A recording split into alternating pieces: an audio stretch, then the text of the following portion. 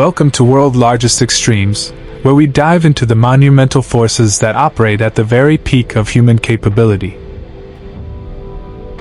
Today, we are looking at the two most elite, most secretive, and most capable special operations forces in the United States military, Navy SEAL Team 6, DEVGRU, and Delta Force, the Army's Combat Applications Group, or CAG.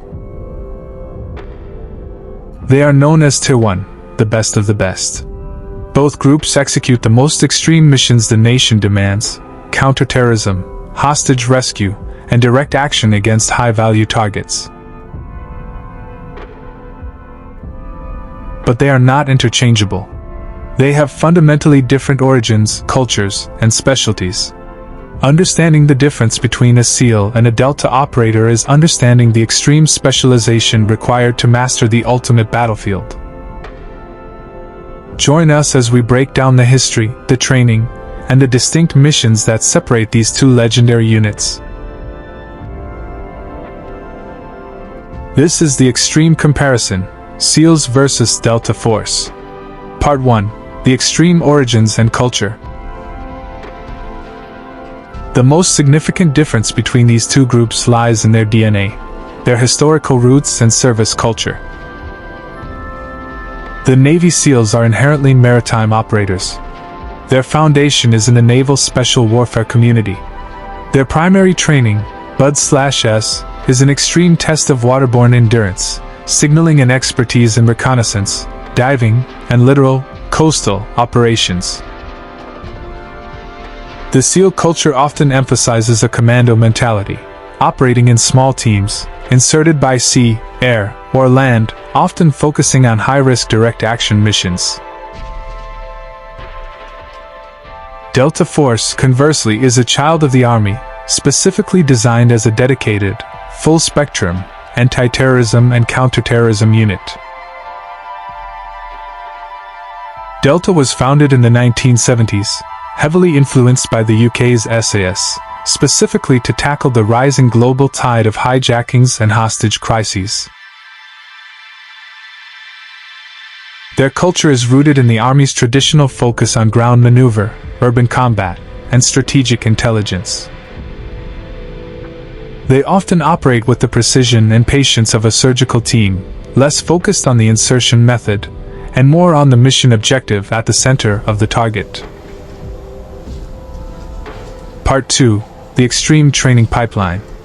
Both pipelines are universally considered the most extreme selection processes on the planet, but they test different skill sets.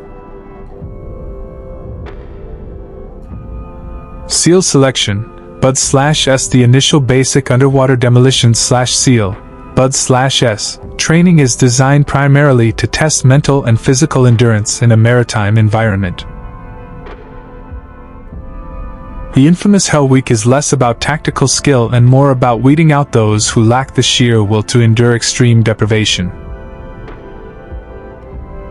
Candidates who pass BUD/S then go to Specialized SEAL Qualification Training, SQT. SEALs focus heavily on diving, underwater operations, and small unit mobility. Delta selection, assessment and selection. Delta's selection process is perhaps even more mysterious and psychologically grueling. It begins with a punishing, extreme period of physical endurance and navigation in rugged terrain, culminating in a seemingly impossible 40-mile ruck march while carrying a heavy pack. However, the final stage is the most unique, a mental and psychological examination by a panel of operators and psychologists, designed to test the candidate's maturity, judgment, and ability to operate independently under extreme stress. Delta selects thinkers, not just fighters. Ultimately, the SEALs recruit from the entire Navy and train from the ground up, while Delta Force typically recruits experienced personnel, primarily from the Army's Ranger Regiment and Special Forces, meaning they are already proven, high-performing soldiers. Part 3: The Ultimate Specialization. In the Special Operations community, they have distinct, though overlapping, roles. The SEAL's extreme specialization, The SEALs are the go-to for high-risk, direct-action missions that often involve insertion from the sea. They are masters of coastal reconnaissance, oil platform assaults, taking down enemy shipping, and missions requiring extreme mobility in difficult terrain. They are often forward deployed for long periods, utilizing their maritime mobility to reach targets inaccessible to traditional ground forces. Delta Force's extreme specialization. Delta's primary, extreme focus is counter-terrorism, CT, and hostage rescue, HR. They are the nation's premier hostage rescue unit. They train relentlessly in close-quarters battle, CQB, small package infiltration, and the delicate art of sensitive reconnaissance, missions requiring extreme discretion and zero-profile infiltration.